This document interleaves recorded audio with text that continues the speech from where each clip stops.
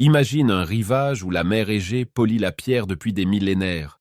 Les théâtres de marbre, les colonnes doriques, ioniques ou corinthiennes, les poèmes gravés dans la mémoire du monde, tout paraît immobile, parfait. Pourtant, la Grèce antique ne jaillit pas d'un seul bloc comme une statue tirée de la carrière. Elle se façonne lentement, par strates, au rythme des routes commerciales, des influences étrangères, des apogées flamboyants et des chutes retentissantes, jusqu'à inventer une manière d'habiter le monde, la cité, la polis, qui allait remodeler l'histoire occidentale. Reste une question. Que se passe-t-il lorsque le mythe, la guerre et la pensée se rencontrent sur la même île de lumière? Sur la Crète, carrefour de la Méditerranée orientale, les Minoens prospèrent entre environ 2000 et 1400 ans avant notre ère. À Knossos, Phaistos, Malia ou Zakros, les palais bruissent comme des ruches, cours cérémonielles, entrepôts aux pitois géants remplis d'huile, de vin, de céréales, couloirs labyrinthiques où le pouvoir se cache derrière l'administration. Les scribes consignent la vie économique en hiéroglyphique crétois puis en linéaire A, le syllabaire minoan, non déchiffré, dont les signes, comme des vagues figées, gardent le secret d'une langue perdue. Sur les murs, des fresques éclatantes, silhouettes élancées, pagnes flottants, cheveux noirs lissés, et surtout ces scènes de sauts de taureaux où des acrobates franchissent l'animal lancé à pleine course. Est-ce un rite religieux ou l'emblème d'une bravoure codifiée? Les chercheurs divergent, mais tous reconnaissent une culture maritime raffinée, ouverte à l'Égypte, au Levant, aux Cyclades. Un détail change tout. Ici, l'art célèbre la mer autant que le divin. Le culte minoen paraît exalter des figures féminines puissantes, les déesses aux serpents, des sanctuaires de sommet et le motif obsédant du taureau. L'odeur du sel et de la résine rôde dans les ateliers. Les potiers peignent des poulpes qui déploient leurs tentacules sur des vases aux galbes sûres. Les charpentiers de marine polissent les membrures des navires qui filent vers Chypre ou le delta du Nil. Puis l'équilibre se rompt. Vers le milieu du 2e millénaire, Terra, Santorin, explose, projette des cendres et peut-être des tsunamis. Sur l'ampleur exacte de l'impact, les datations au radiocarbone et la séquence archéologique ne coïncident pas toujours, produisant des chronologies concurrentes, mentions méthodologiques essentielles. Séisme, reconstruction, incendie et peut-être des pressions venues du continent. À la fin, le linéaire B, le syllabaire mycénien du grec, déchiffré, apparaît à Knossos, signe que les Mycéniens prennent la main. Et si la mer qui avait tout donné avait aussi signalé l'heure du passage de témoins? Au nord, les Mycéniens dressent des citadelles aux murs cyclopéens. Mycène, Tyrinthe, Pylos, Thèbes. Le Mégaron, grande salle à foyer central, devient le cœur politique autour du Wanax, le souverain. Dans les tablettes en linéaire B, déchiffrées au XXe siècle, un murmure administratif. Rations de soldats, inventaire de chars, bronze, laine, impôts, liste d'artisans.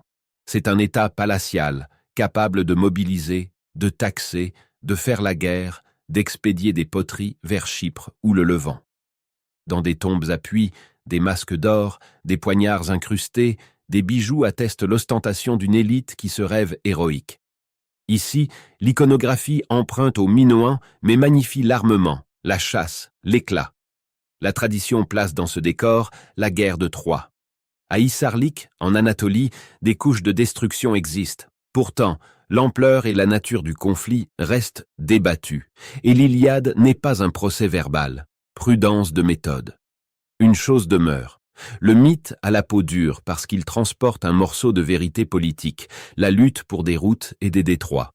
Sauf que l'âge du bronze oriental vacille. Vers 1200 avant notre ère, des troubles multiples emportent des royaumes entiers. Peuples de la mer, révoltes, séismes, stress climatique, les causes se chevauchent, les certitudes reculent, les palais brûlent, l'écriture disparaît, les réseaux s'effondrent. Le monde mycénien se défait comme une voile sous l'orage. Quand l'encre se tarit, la voix reprend. Dans les siècles obscurs, l'oralité protège la mémoire. Des aèdes chantent des rois tombés, des murailles et des vengeances. Les villages se resserrent, la céramique géométrique enchaîne méandres et cercles. On forge le fer, on délimite des terroirs, on honore des héros locaux. Puis une étincelle. L'alphabet phénicien adapté au grec réintroduit l'écrit vers 800. Un simple trait sur une amphore et la mémoire redevient transmissible au-delà de la voix. Mais un détail change tout. Avec l'écriture, la polis trouve des lois qui durent plus que les hommes. C'est l'époque archaïque. La Grèce antique s'essaie à 1000 formes de cités-États. Agora pour le commerce et le débat, acropole pour les temples, lois, fêtes, identité locale. L'aristocratie tient d'abord le gouvernail, mais la montée des paysans propriétaires, des artisans, des marchands bouscule l'ordre ancien. À Athènes, Dracon fixe la règle avec une sévérité proverbiale. Solon abolit l'esclavage pour dette, réorganise la citoyenneté selon la richesse, ouvre l'assemblée. Ailleurs, des tyrans, au sens grec, des hommes forts, surfent sur le mécontentement, brisent les clans, bâtissent ports et temples, financent des fêtes. La mer, de nouveau, devient la grande avenue. Grande Grèce en Italie du Sud, Sicile, littoraux Thrace, mer Noire, jusqu'à Massalia à l'ouest. Chaque colonie emporte le feu sacré de sa métropole et le rallume au nouveau foyer civique. Sur terre, la phalange hoplitique aligne boucliers et lances. À l'entraînement, chaque citoyen apprend que l'honneur tient dans l'épaule qui ne cède pas. Et c'est ici que la légende quitte le mythe pour entrer dans l'histoire. À l'est, l'empire achéménide, né sous Cyrus, enfle jusqu'aux rivages égéens. Les cités ioniennes se révoltent. Athènes et Érétrie s'en mêlent. Darius frappe. En 490, la plaine de Marathon boit la peur et la gloire. Les hoplites athéniens, menés par Miltiade, chargent, encerclent, renversent. Le nom roule comme une course qui n'en finit pas. Xerxès prépare la revanche. En 480, le défilé des Thermopyles devient autel. Léonidas, 300 Spartiates et leurs alliés. La roche, la mer, la trahison d'un sentier, la mort tenue jusqu'au bout. Thémistocle a déjà un autre théâtre, Salamine. Les trières grecques glissent dans l'étroit, rame contre rame, bitume qui chauffe, bronze qui crisse. La flotte perse, plus lourde, se heurte à la géographie et à la ruse. L'année suivante, Platée sur terre et Mycale sur mer. L'Empire recule. Hérodote ouvre ses histoires et l'enquête naît. Mais une victoire militaire peut cacher une tentation, celle de se prendre pour l'Empire qu'on vient de repousser. De la Ligue de Délos à l'Empire athénien, il n'y a qu'un transfert de trésors. L'or quitte l'île sacrée pour l'Acropole. La flotte protège, mais elle contraint. Les cités paient, parfois à contre-cœur.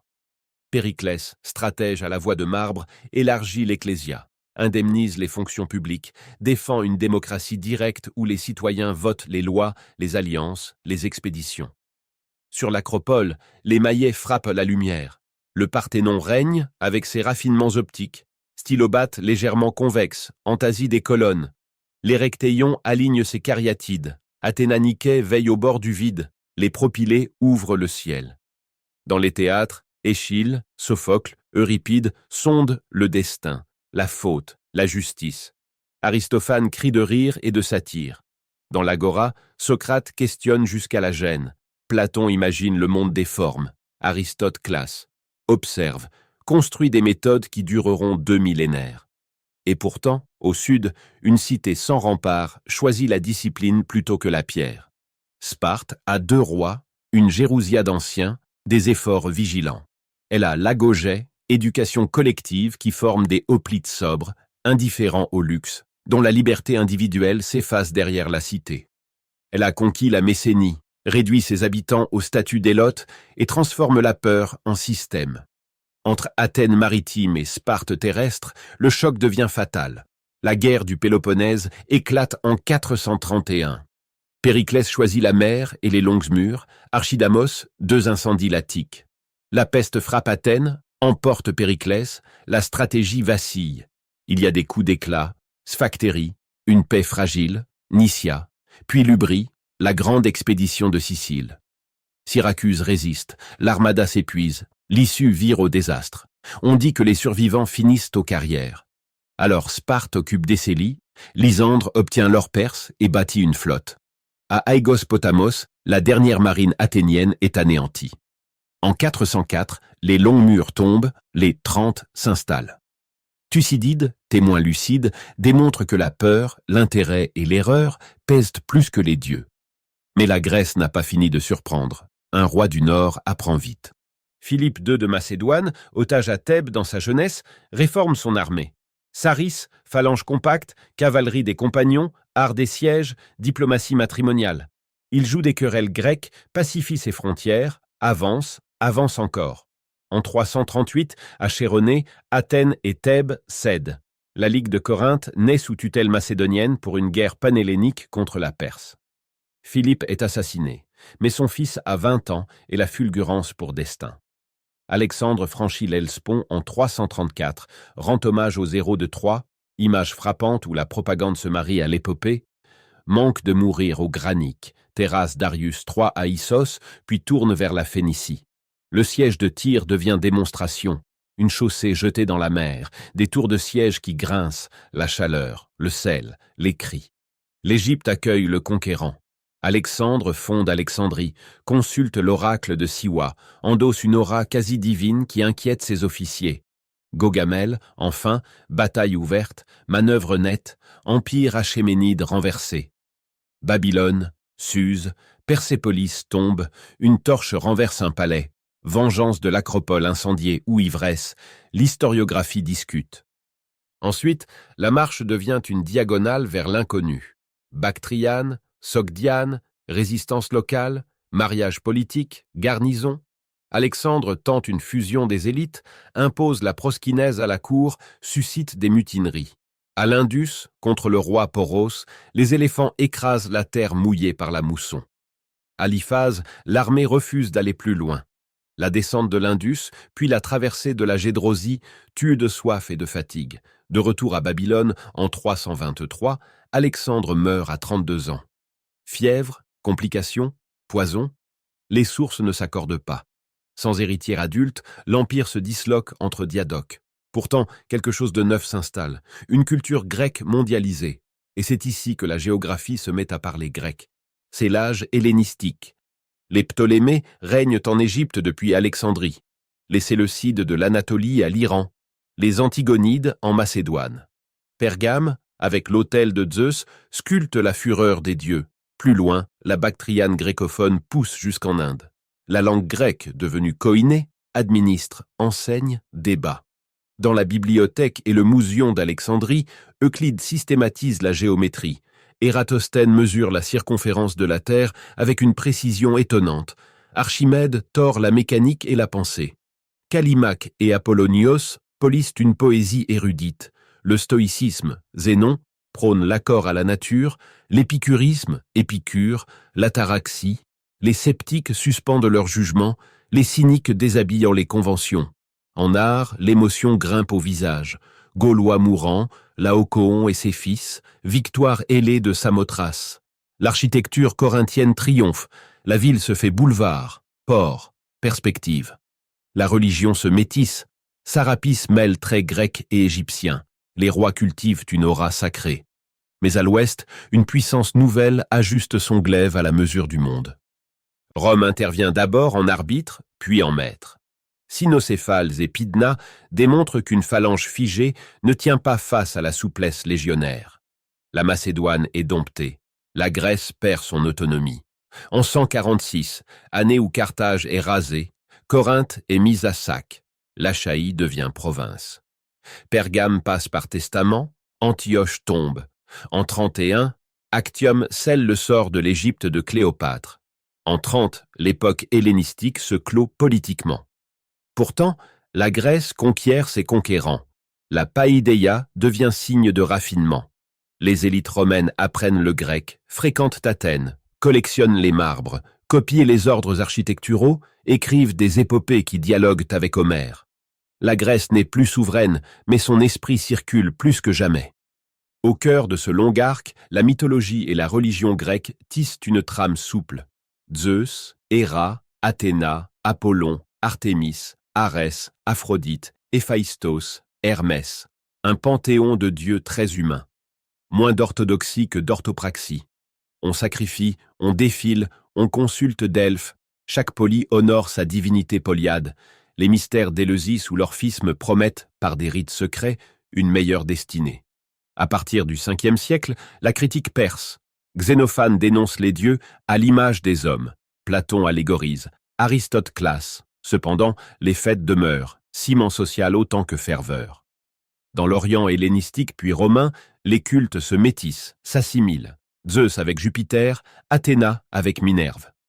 Quand le christianisme triomphe, les rites publics païens s'éteignent, mais l'imaginaire mythique survit en profondeur, nourrissant l'art, la littérature, la philosophie.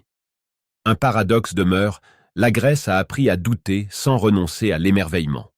La philosophie grecque, enfin, trace la grande conversation de l'Occident. En Ionie, Thalès, Anaximandre, Anaximène cherchent l'archet. Héraclite dit le flux, Parménide l'être immobile, Démocrite disperse des atomes dans le vide, Pythagore écoute la musique des nombres. À Athènes, Socrate questionne la vie bonne jusqu'à l'hostilité des juges. Platon fonde l'Académie et donne au dialogue la profondeur des idées. Aristote, au lycée, allie observation et logique, de la biologie à la rhétorique. À l'époque hellénistique, les écoles descendent de la cité idéale vers l'éthique quotidienne, stoïcisme, épicurisme, scepticisme, cynisme. Plus tard, le néoplatonisme de Plotin irrigue la pensée chrétienne. Cicéron traduit, Marc Aurèle médite, et, de la scolastique médiévale à l'humanisme, la méthode et les problèmes demeurent. Mais un détail change tout. La philosophie grecque ne dit pas seulement quoi penser, elle enseigne comment penser. Reste l'évidence visible, l'art, l'architecture, la littérature. 3 ordres architecturaux, dorique, ionique, corinthien, règlent la lumière. Des raffinements optiques corrigent la perception.